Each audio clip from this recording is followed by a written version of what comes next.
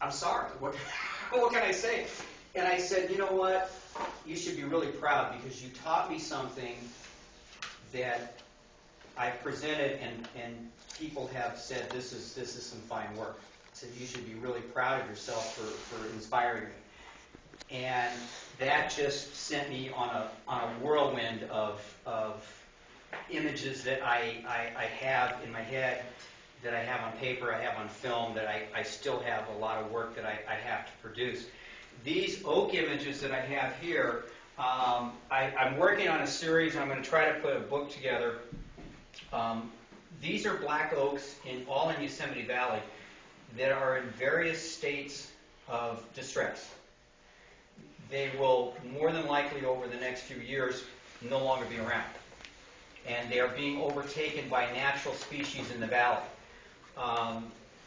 And what little research I've done is black oaks are just getting invaded by other species. They may just disappear from the valley at some point in time. So all of these images, every one of these images right here, were made on one trip.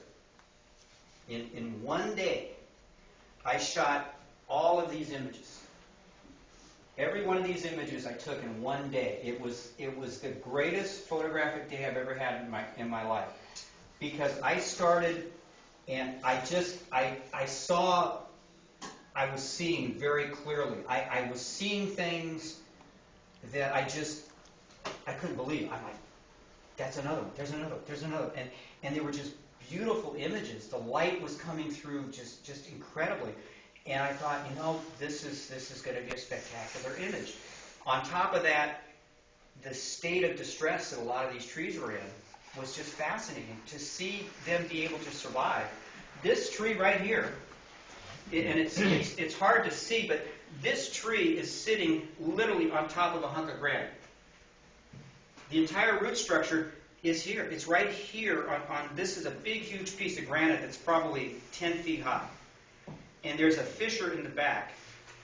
And there's what little root structure for this tree is all growing in this fissure in the back of the tree. How this tree is alive, I have no idea. How it survived the winters and the freeze thaw, I don't understand how it's still able to withstand Mother Nature. And I don't think it's going to be around a whole heck of a lot longer. But when I saw that tree from the trail, I'm walking along. I'm going to trip and kill myself one of these days because I'm walking around like this. I got a backpack and everything on, and I don't watch where I'm going. I saw that tree in the distance, and I knew immediately where I needed to set up and how I needed to photograph it. And even though I set my tripod down, I still always walk around an image and see. You can usually find 3 or 4 different angles to shoot an image. But for me, there's usually one that just cries out to me. This is where I need to set up. This is where I need to be, and it will complete the vision. For a lot of you that may not know, these prints take 4 days to make one. I have to manufacture all of the products that I do to produce the final image. These are all transferred onto fine art photo paper, either fiber or RC paper, depending on the look that I want. I can control the relief structure based on the paper that I use and other variables in the process. If anybody's interested in knowing more about it, I had printed up a very thorough description of the process in my own crazy words. But if you'd like some information, just send me an email, and I'd be happy to share any of the information with you.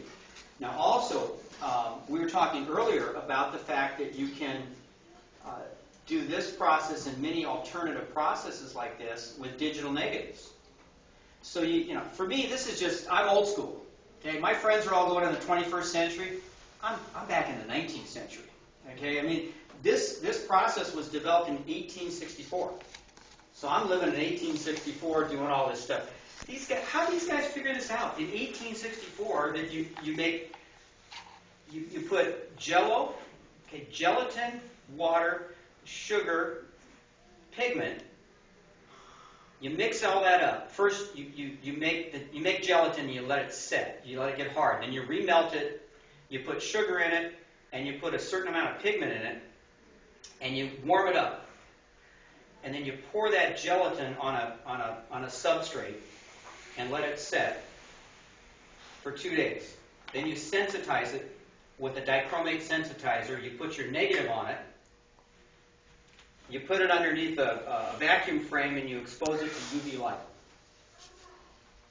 You peel the negative off and you take that paper and you immerse it in cold water and you mate it to a piece of photo paper and you put it underneath a piece of glass for 30 minutes. And after that 30 minutes, you take it out and you stick it in a tray of hot water for about 10 minutes.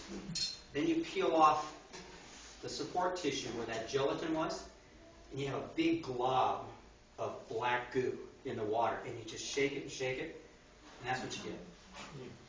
Okay? And so you can do it with traditional film, or you can learn how to make a digital negative with the right range of contrast and tones and do the same thing. It doesn't matter how you get there. If you want to do alternative processes or any type of special printing, digital is a fantastic way to do it. The learning curve, from what I understand, is pretty steep to figure out how to do the negatives. That's where Per knows how to do all that.